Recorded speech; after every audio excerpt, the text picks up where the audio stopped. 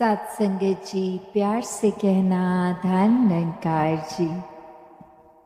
आज सत्संग में जो पिछले कुछ घंटों से सभी हर महात्मा के एक वचनों पर, चाहे वो भजन रूप रहा हो, एक स्पीच का माध्यम रहा हो या कविताओं का, तो ये जो संदेश हर किसी ने दिया, तो वो संदेश यही कि मानव तन में आए हो तो इस जीवन को मोल इसका कर लो। इस जीवन में रहते रहते चाहे तन इंसान का लाए हो, एक वाक्य ही मनुष्य बनकर जियो। और ये मनुष्य बन के जीने का अर्थ क्या है? ये बात वही कि पहले जो परमात्मा जिसने पूरी सृष्टि की रचना करी और इंसानों की भी, वहीं ये अपने कादर को जिसने बनाया है उसको जान के ब्रह्म ज्ञान द्वारा इसको देखकर इसको मन में बसा के फिर भक्ति में जीवन जीना है। हर समय इस निराकार के एहसास में रहना है, इस परमात्मा के एहसास में रहना है। और जितना ज़्यादा इस परमात्मा से हम मन का नाता नज़दीकियत करेंगे, उतने ही मानवीय गुण जीवन में आते रहेंगे, उतना ही मन हमारा एक प्रेम विभोर होगा कि मन हमेशा प्यार के एहसास में रहेगा।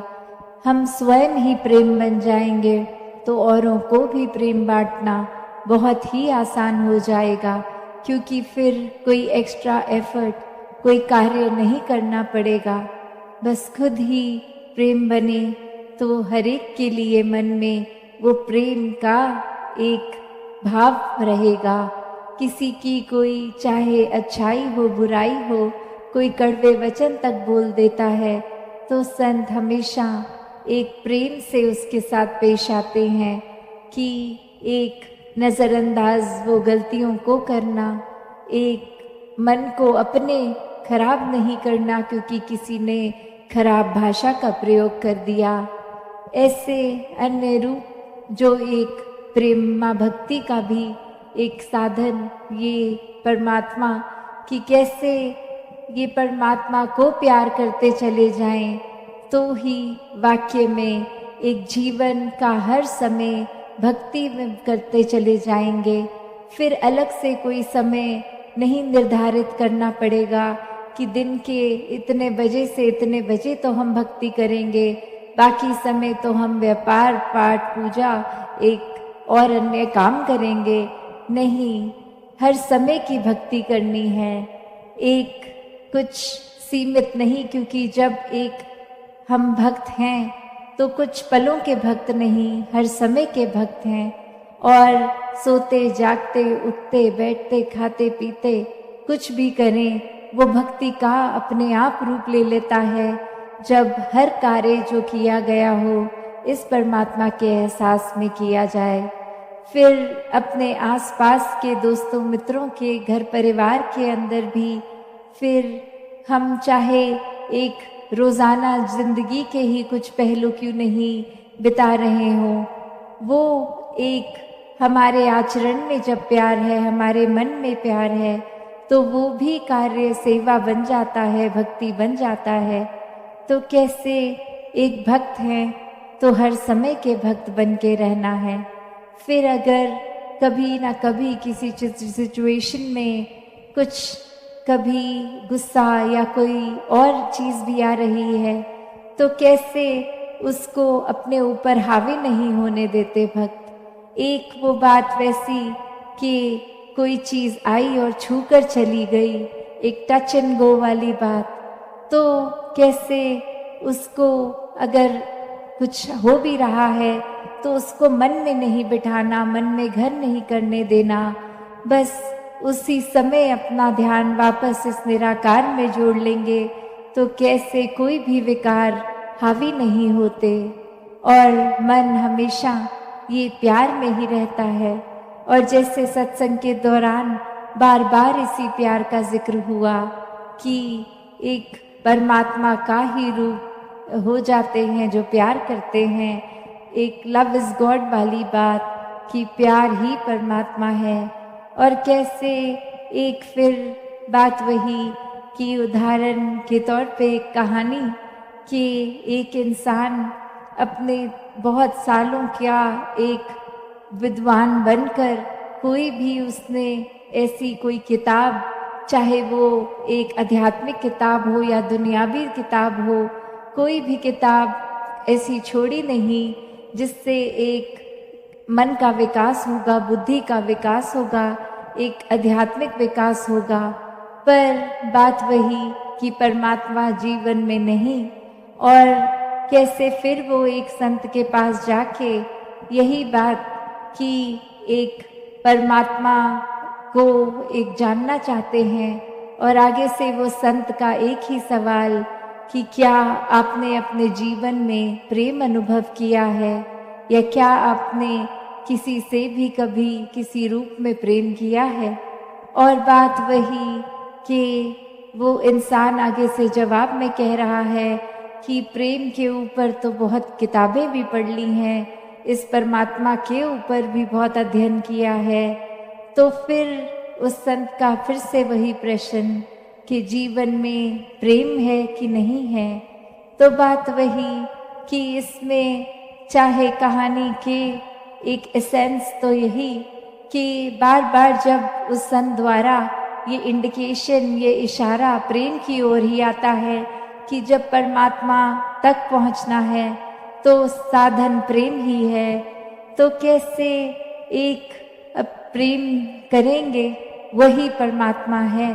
तो बात इतनी कि जब परमात्मा को बिना जाने बिना देखे इस परमात्मा से प्रेम नहीं हो सकता। उसी प्रकार जैसे अगर हम सोचें कि हम किसी के प्रति उसको प्रेम करेंगे, कोई अनजान है, तो जब तक एक इंट्रोडक्शन नहीं होती, पहचान नहीं होती, तब तक कोई उससे हम बात नहीं कर पाते। और कोई अगर स्ट्रेंजर भी हो, कोई अजनबी भी हो, तो भी एक पोलाइटनेस के साथ तो उसके साथ व्यवहार, चाहे बस में चलते हुए कहीं और कोई आ जाता है सामने, तो वो कुछ पलों के लिए एक आदर सत्कार, अपनी सीट भी छोड़ देंगे उसको बिठाने के लिए। पर ये भी असली मायने में एक प्रेम नहीं, सिर्फ वो समय में एक अच्छाई का रूप तो जरूर है। तो कैसे हर समय का प्रेम मन में बसे कि फिर जब ये स्थिति हो कि कोई जाना हो या कोई अजनबी हो, कैसे सिर्फ अच्छाई तक सीमित ना हो, प्रेम से उसके साथ पेश आना हो। तो बात वही कि हर एक जीवन में जो भी चीज़ होती है वो परमात्मा से ही शुरू होती है और परमात्मा में ही वो चलती है।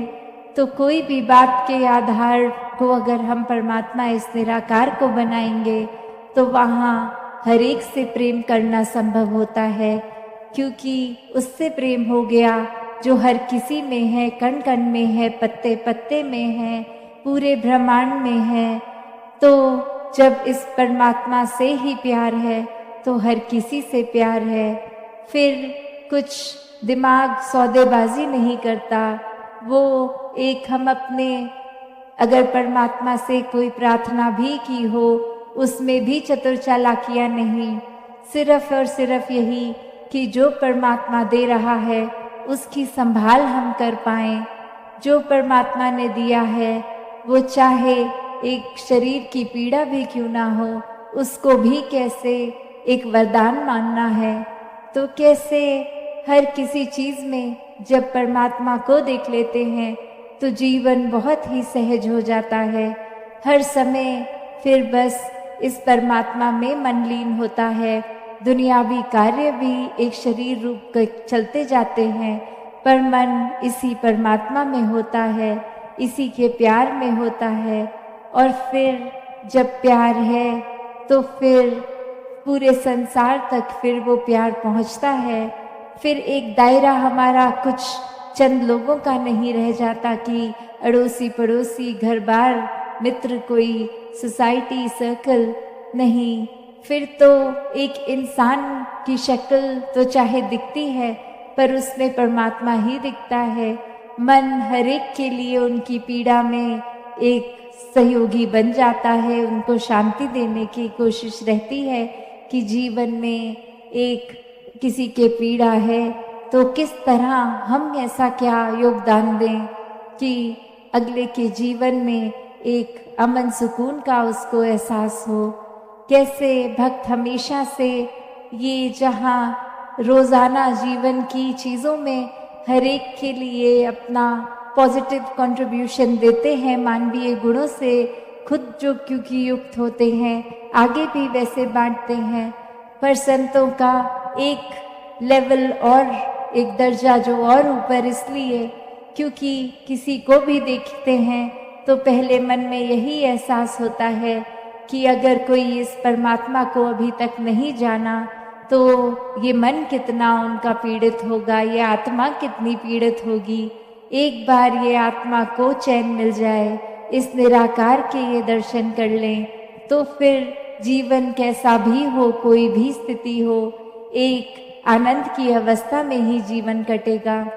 तो ऐसा युगों युगों ने संतों ने किया, युगों युगों से, कि ये इंसान को एक अपने जो वजह से जीवन में एक आए हैं, जिंदगी जी रहे हैं, कि असली मकसद इस परमात्मा की प्राप्ति संतों ने हमेशा इसी परमात्मा से जोड़ा है। और इसी तरह कहा कि ये कार्य संसारी, चाहे आप कुछ भी कर रहे हैं, एक जिस तरह एक छोटे बच्चे को स्कूल के बाद, एक स्कूल के समय से ही थोड़ा प्रोत्साहन भी दिया जाता है कि अच्छे से पढ़ाई करो, आगे जाके कुछ बनना है, फिर आगे पारिवारिक जिम्मेवारियां इत्यादि। तो बात वही कि ये बात नहीं है कि हमें घर परिवार वालों के साथ प्यार का नाता नहीं रखना, हर एक को प्रोत्साहन नहीं देना, हर एक को देते चले जाना है।